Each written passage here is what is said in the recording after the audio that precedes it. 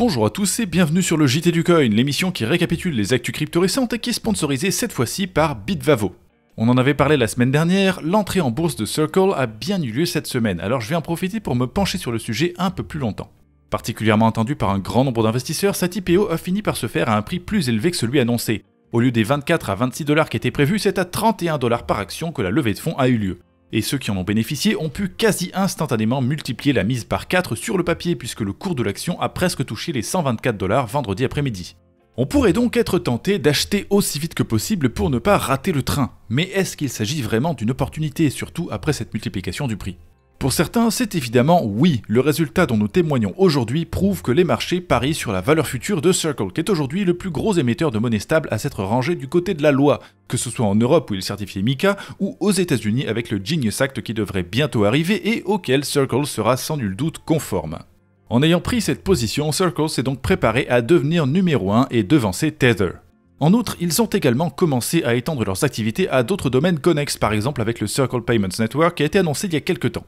Donc l'avenir pourrait justifier un prix supérieur à 31 $. Mais comme le souligne très justement un grand nombre d'autres personnes, il faut aussi prendre en compte certaines choses qui font partie du présent, et il n'est vraiment pas reluisant. Déjà, si on va jeter un œil aux données financières de la société, on peut constater qu'en 2021 et 2022, elle perdait des centaines de millions de dollars, et qu'aujourd'hui elle se maintient à peine dans le vert, avec un taux de marge qui est entre 1 et 3% quand il n'est pas à moins 600.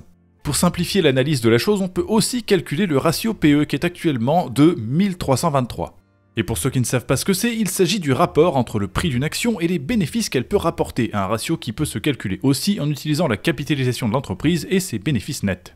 Donc un ratio élevé indique qu'une action est tout simplement trop chère pour ce qu'elle rapporte, bien que cet indicateur ignore totalement le futur potentiel de l'action en question. Par exemple, Benjamin Graham, le mentor de Warren Buffett, estimait dans les conditions économiques de l'époque qu'un portefeuille bien constitué ne devait pas avoir un ratio PE moyen supérieur à 13,3.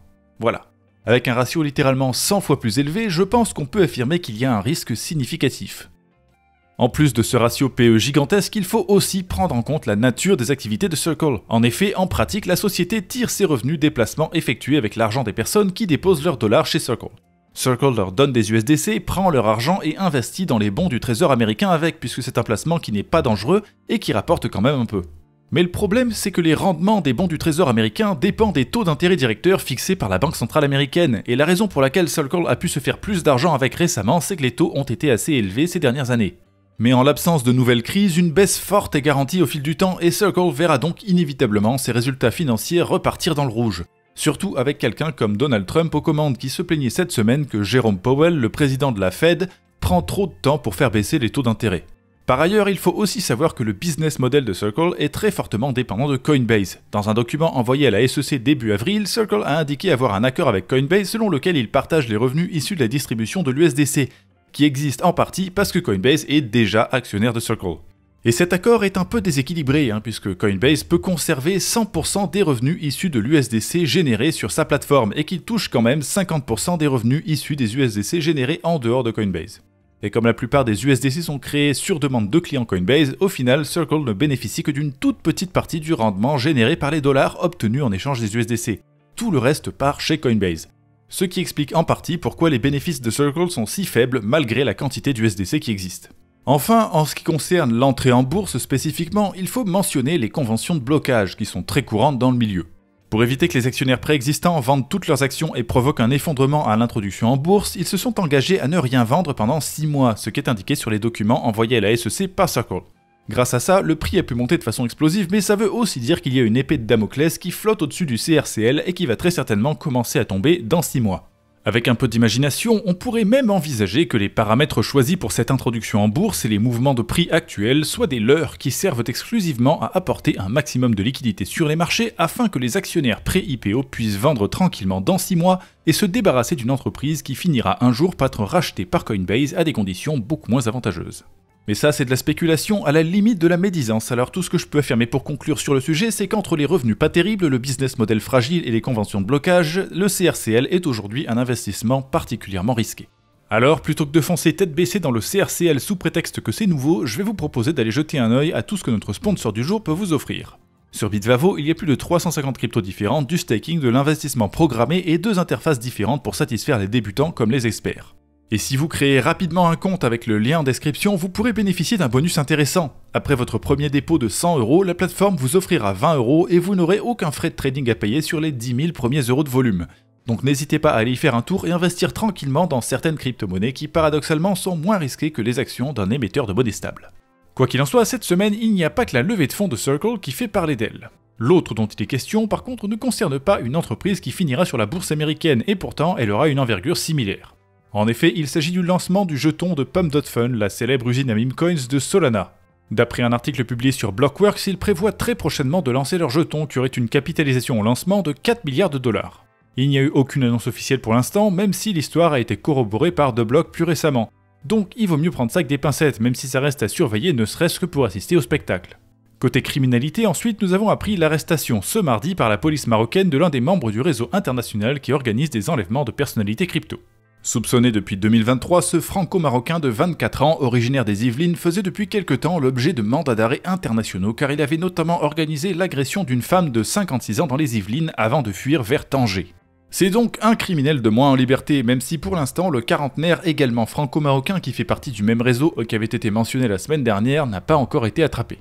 De l'autre côté de l'Atlantique, comme souvent, c'est la famille Trump qui a fait parler d'elle. Il y a quelques jours, un site internet est apparu pour offrir aux visiteurs la possibilité de s'inscrire sur une liste d'attente pour pouvoir utiliser un portefeuille crypto à l'image de Donald Trump. Sur ce site, on pouvait voir notamment qu'il avait été réalisé en partenariat avec Magic Eden, une plateforme d'échange de NFT. L'image a fait le tour des réseaux sociaux très rapidement, mais quelques temps plus tard, les fils de Donald Trump ont nié toute implication dans cette affaire. Et ils ont précisé juste après qu'ils allaient lancer leur propre portefeuille estampillé WLFI au lieu de Trump. Le site du prétendu portefeuille Trump a par la suite disparu, tout comme le tweet de Magic Eden qui l'avait annoncé. Et en parallèle, chez World Liberty Financial, c'est la distribution de 4 millions de dollars de leur nouvelle monnaie stable qui a pris place, comme ça avait été annoncé il y a quelques temps. Chaque détenteur de jetons WLFI éligible a donc reçu la somme incroyable de 47 USD1. Enfin, du côté de l'Asie, cette semaine, quelques médias ont paniqué suite à l'annonce d'un bannissement par la Chine de toute activité liée au Bitcoin. Sauf qu'en fait, il ne s'est absolument rien passé. La rumeur vient du Financial Express qui indique que sa source est un soi-disant rapport de Binance, sauf qu'il n'y a aucun lien vers le fameux rapport. Et quand on creuse un peu, on trouve rapidement cette publication disponible sur Binance Square, c'est-à-dire le réseau social réservé aux utilisateurs de Binance. Il s'agit là de la seule publication vaguement associée à Binance qui indique que la Chine va bannir le Bitcoin. Alors que du côté des autorités chinoises, il n'y a eu aucun mouvement, aucune nouvelle loi, ni règlement ou déclaration. Donc les affaires continuent en Chine avec une réglementation certes plutôt restrictive mais qui en tout cas n'est pas devenue encore pire même si José prétend le contraire.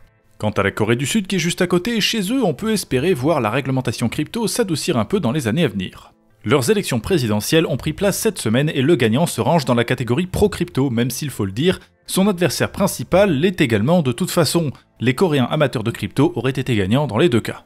Et donc sur cette note positive, nous allons nous quitter pour aujourd'hui. Mais avant, je dois juste vous rappeler brièvement que l'offre du crypto comptable dont j'avais parlé la semaine dernière est encore valide quelques heures. Pour rappel, c'est un ancien membre du JDC et il lance une newsletter dont l'objectif est double. Premièrement, atteindre, s'il y arrive, 25% de rendement annuel avec des stratégies essentiellement basées sur les monnaies stables. Et deuxièmement, vous montrer exactement comment il obtient autant de rendement sans prendre trop de risques. L'offre spéciale réservée à la communauté JDC est accessible avec le lien dans la description. Alors bonne chance dans vos investissements, bonne fin de week-end, bonne semaine et à la semaine prochaine.